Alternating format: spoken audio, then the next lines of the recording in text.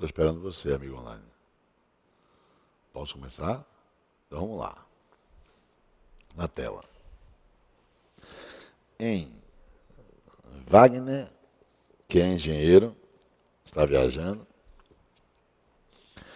Há pronome relativo na oração grifada. Olha ele aqui. Esse aqui representa Wagner. Até aí tudo bem? Tudo bem, né? Pois bem.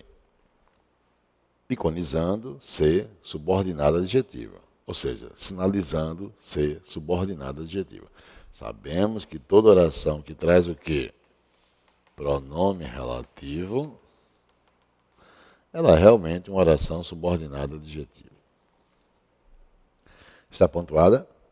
Não. Então ela é uma oração subordinada adjetiva o quê? Restritiva. Tudo bem. O não emprego da pontuação comunica a sua ideia de restrição. Perfeito. Se empregarmos as duas vírgulas ou travessões, ela passa a ser explicativa. Certo ou errado? Certo.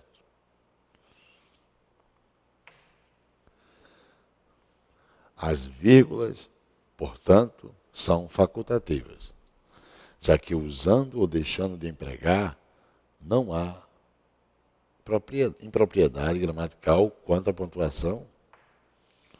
Resposta.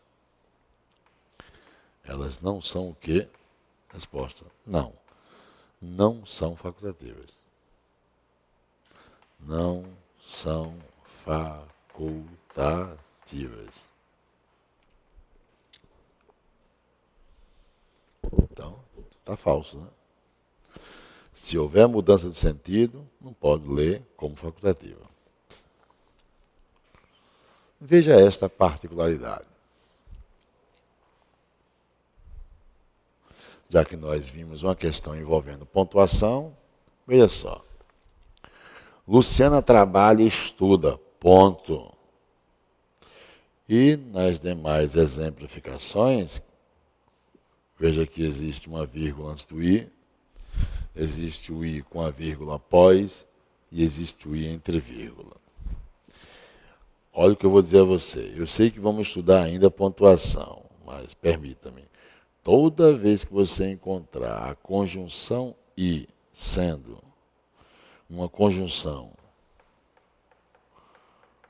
coordenada, sindética,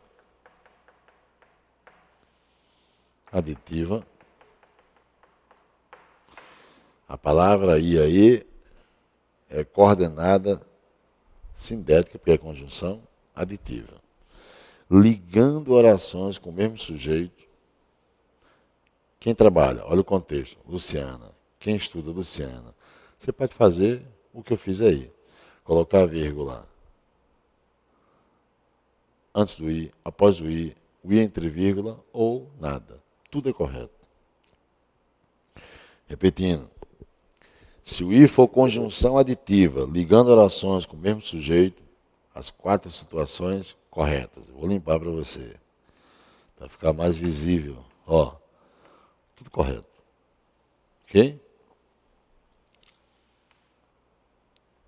A conjunção i, ao ligar orações com o mesmo sujeito, sendo aditiva, faculta, possibilita a vírgula antes da conjunção, a vírgula após a conjunção, a vírgula i entre vírgulas, a conjunção i entre vírgula ou não uso de vírgula.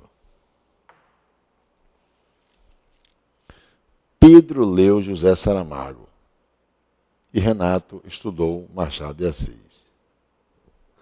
Veja que eu quero mostrar, eu sei que eu vou retomar isso lá em pontuação, mas eu quero mostrar aqui, ó, uma outra situação quanto ao i. O i aí está ligando orações, concorda? Obviamente, orações coordenadas, não é isso? Eu pergunto a você, é aditivo? É aditivo. Está aqui, ó. Já estou dizendo aqui, ó, tá vendo? Agora, liga orações com sujeitos diferentes. Pedro e Renato. Quando a conjunção I ligar orações com sujeitos distintos e o I sendo aditivo, essa vírgula antes é obrigatória. Pode ler. Pode ler isso aqui, ó, que está retangulado.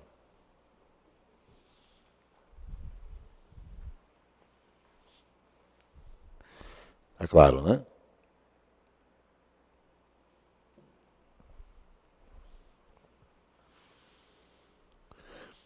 Questão 5. A entrada dos anos 2000 tem trazido a reversão das expectativas de que haveria a inauguração de tempos de fraternidade, harmonia e entendimento da humanidade. Os resultados das cúpulas mundiais alimentaram esperanças que novos tempos trariam novas perspectivas referentes à qualidade de vida e relacionamento humano em todos os níveis. Contudo, o movimento que se observa em nível mundial sinaliza perdas que ainda não podemos avaliar. O recrudescimento do conservadorismo e de práticas autoritárias efetivadas à sombra do medo tem representado fonte de frustração nas ideias historicamente buscadas. Lá vem, mais uma questão de prova. Se cada período sintático do texto, cada período, for representado, respectivamente, pelas letras X, Y, W e Z, as relações semânticas que se estabelecem no trecho correspondem às ideias expressas pelos seguintes conectivos. Qual seria a resposta? Bem, vamos primeiro separar os períodos. Primeiro período, eu vou pintá-lo de amarelo, certo?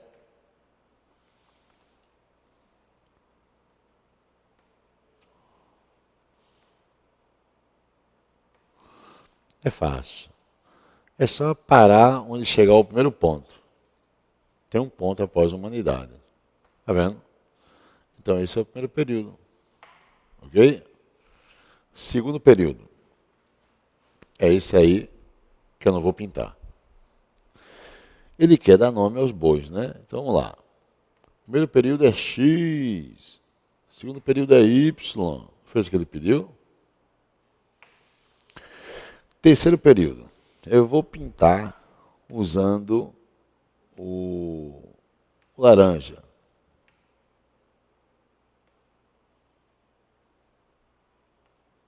Até chegar ao ponto. Pronto, esse é o terceiro período. Tá? Vamos chamá-lo de quê? W. Não fez o que ele queria? É o W. W. Ficou horrível o W. Deixa eu tentar ajeitar o W para o amigo online. E o último é Z. Ok? Z. Bem. Veja que no início do terceiro período, ele usou um conectivo. Está vendo? Isso é o quê? Isso é uma conjunção coordenada, né? Coordenada o quê? Contudo, é adversativa. É isso? Que eu tenho que lembrar que ela equivale, no mundo das subordinadas, a uma concessiva. Mas, veja, a relação entre o primeiro e o segundo período não há conectivo. Está vendo? E entre o terceiro e o quarto não há conectivo. Só existe conectivo onde? Contudo. O que isso significa para você? Você vai retomar e vai ver que os dois últimos estão coordenados, sindéticos, adversativos aos dois primeiros. Aos dois primeiros. É isso que ele quer que você perceba. Ok? Então eu vou buscar a alternativa onde, entre os dois primeiros e os dois últimos, a comissão mantenha a ideia de coordenada, o quê? Adversativa. Vamos lá.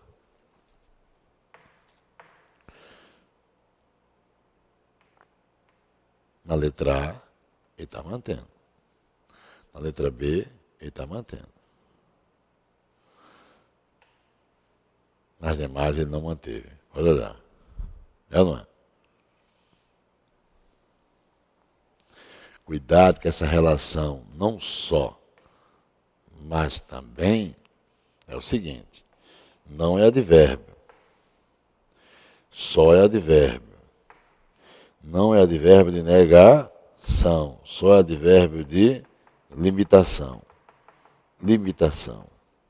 Veja que advérbio mantém relação com outro advérbio aqui. Então, não mantém relação com advérbio de limitação, negando a limitação. Se a limitação é negada, então abre espaço para que haja o acréscimo. Também em língua portuguesa é advérbio de acréscimo. Então, cuidado para não confundir. Esse mais que está aí na letra D vai proporcionar uma ideia de quê? De adição e não de oposição. Ok? Então você vai ficar com A e B. Só que a resposta é A. Por quê? Se você voltar ao texto, você vai perceber que em nenhum momento existe uma relação de conclusão entre os dois últimos. Nem tampouco Y explica X. Ok? Tá claro? Então, pelos conectores, ele quer que você estabeleça justamente o quê? A relação entre quem? Entre as ideias. 4 períodos, 4 referenciações, 4 períodos, 4 tópicos. E qual a relação entre os tópicos? Foi isso que ele queria. Bem, e é aí que eu peço você permissão para fazer menção ao que ele cobra teoricamente.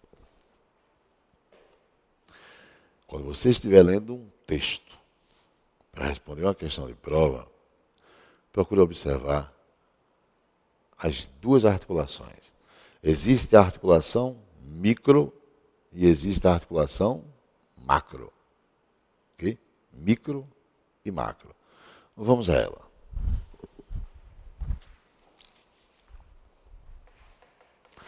Articulação micro, articulação macro. Veja, micro, se você tentar contextualizar a ideia de espaço, para lembrar, bachelar. Micro contextualiza o espaço interno. Macro contextualizará o espaço externo. Confira. Eu digo assim para você: aspiro a decisões. Ponto. Isso é uma oração? É. Ela começa onde? A oração começou com o verbo aspirar e terminou com o substantivo decisões. Mas se eu observar direitinho, existe um articulador, que é a preposição a. Não é isso?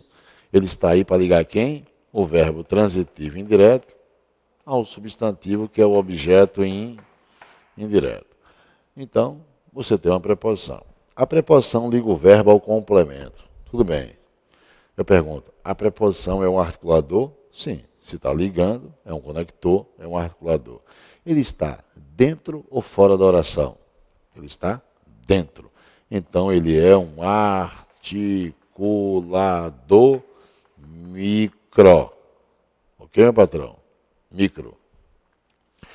Segundo exemplo. Eu chego para você e digo: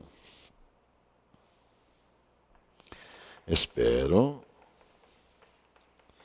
que Sônia faça o texto. Isso é um período composto ótimo.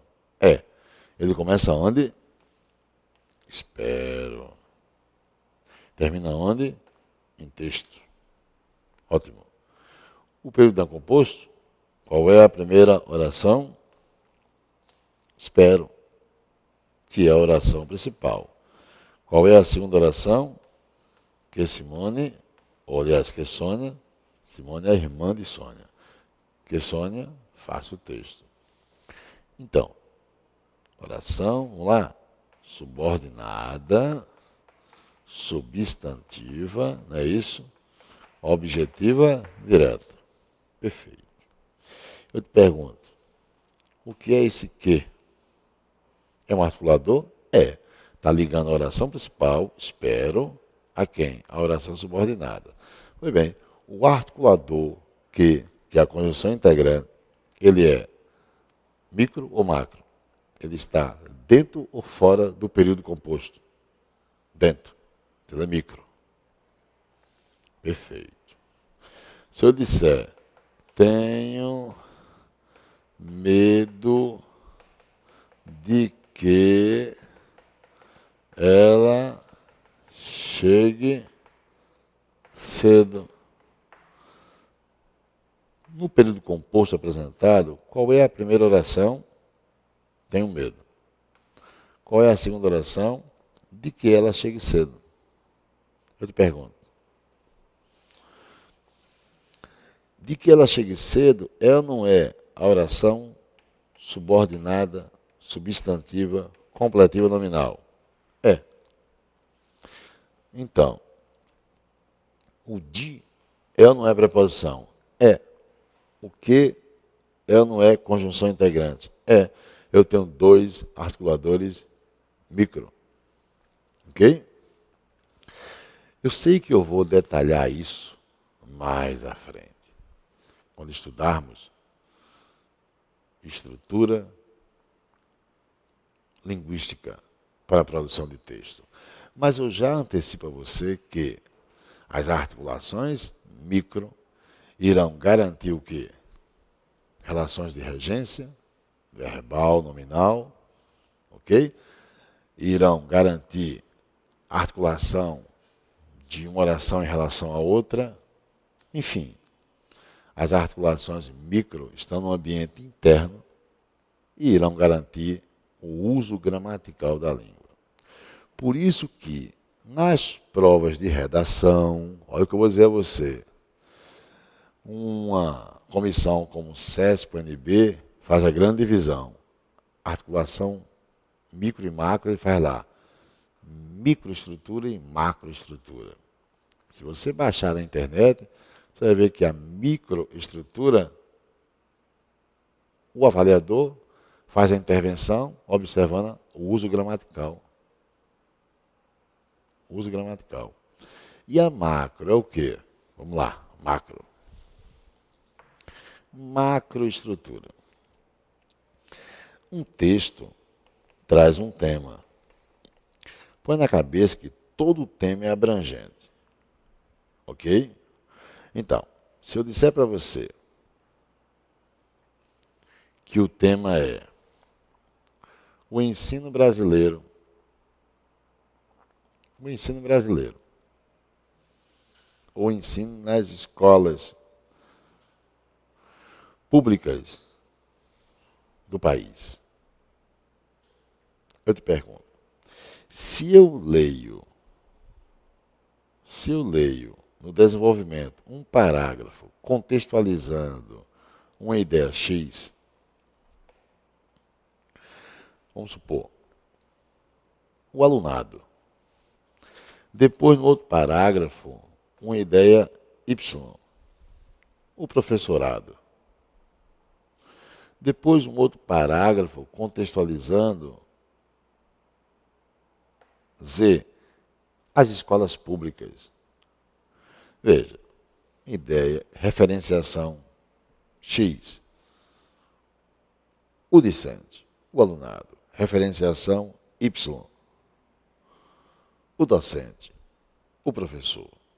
Referenciação Z, A escola pública. Bem, o autor selecionou 3 tópicos que se contextualizam no tema proposto. Vamos dar nome aos tópicos dizendo que eles serão unidades do tema proposto, unidades temáticas. Olha o nome. Existe um tema, entender que todo tema é abrangente, e ao selecionar tópicos, ele seleciona unidades que se engajam no tema proposto, quebrando a abrangência do tema. Essa é a proposta. Por isso, quando você estiver escrevendo uma redação para o seu concurso público, ou lendo um texto para responder questões sobre texto, você tem que, na leitura, observar quantas unidades temáticas o autor selecionou para compor a quebra da abrangência que é natural em qualquer tema. Pois bem, o autor, logo em seguida, vai se preocupar com o quê? Com a articulação dessas unidades. Essa é a condição para o emprego da articulação macro. Enquanto a articulação micro é responsável para fazer o quê? Os pontos de coesão, de regência, de concordância, né? De pontuação, né? Sinais de pontuação são articuladores, sem dúvida, são articuladores. De período, são os conectores das conjunções entre as orações. Enfim, enquanto a articulação micro converge para a construção da estrutura gramatical da língua, a macro vai ficar responsável para fazer a relação entre as unidades temáticas, entre os tópicos. Enfim, para a socialização das referenciações. Entende o que eu estou dizendo? Do mesmo jeito em que você concebe que nós nos relacionamos com outras pessoas na sociedade, ok? Eu, em relação a, vamos colocar, Edivaldo Ferreira trabalhando numa empresa. Eu estou subordinado a uma chefia administrativa. Eu estou subordinado ao dono da empresa. Né? Não existe uma hierarquia? Existe. Então, raciocina. Qual é a relação entre alguém e a sua chefia? Alguém e um colega de mesma função? Alguém e um irmão? Alguém e um vizinho? Então, quem demarca no mundo social nosso a articulação nossa com outros são conectores macros. Um texto é a mesma coisa. O autor vai proporcionar unidades temáticas para quebrar a concisão, que é natural em qualquer tema, e ele vai começar a se preocupar em fazer a socialização entre essas unidades, esses tópicos que estão engajados ao tema. Então, é o que nós acabamos de fazer numa dimensão menor, no exemplo que você viu agora há pouco. Ele deu x, y, w, z e queria que você marcasse a alternativa que, sem dúvida, garantisse o quê? A articulação entre as 4 unidades temáticas do parágrafo. Ok? Aqui, uma dimensão maior, seriam articulações macros entre quem? Entre unidades temáticas, ou tópicos, ou ideias que constituirão todo o texto. Assim sendo, permita-me, qual é a articulação que você iria atribuir a cada unidade temática que está na tela? Bem, você é o articulista, você é quem monta. E aí vem, escreva, a articulação macro garante, vírgula, em um texto, vírgula, a socialização entre as referenciações. Eu vou chamar aqui de referenciações, tá? Eu vou chamar de referenciações. Repetindo, a articulação macro garante em um texto a socialização entre as referenciações. Esse texto pode ser uma relação de parágrafo para parágrafo, de unidades menores que constituam o quê? Parágrafos. Um parágrafo pode ter mais de uma ideia se articulando. É ou não é? Como assim? Deixa eu te dizer. Por exemplo, imagine um parágrafo. Você quer criar um parágrafo? Tópico frasal. É a concisão do que ele traz. Em seguida vem o quê? Vem o desenvolvimento, ou progressão interna. Perfeito. Você pede para que eu escreva um parágrafo sobre... Permita-me. Sobre licitação. Orçamento público. Sobre prevenções que contextualizam que a defesa social ou a defesa nacional. Eu vou buscar na legislação específica um caput. Olha o artigo. O artigo tem também articulações macro e micro. Quanto a macro, o artigo tem alíneas, tem incisos, tem parágrafos. Ora, a relação entre alíneas é uma articulação macro. A relação entre parágrafos, entre incisos, é uma articulação macro dentro da legislação brasileira, nessa determinada lei, nessa lei específica que você foi buscar. Tá? Então, quando você estiver lendo as leis que constituem o nosso país, observe que elas apresentam articulações macro, além, claro, de articulação micro. Essa articulação macro que você começa a observar ao ler atentamente é o que vai garantir a estrutura sistêmica na legislação específica. Ok? Voltaremos a falar sobre isso, viu? Mas não esqueça que o que eu estou dizendo, sem dúvida, virá a nós através de um instrumento, o assunto período. Eu iniciei a aula dizendo o quê? Que período não é só para classificar orações. Período é para enxergar justamente essas articulações macro, tão cobradas em prova. Aguarde. Até a próxima aula.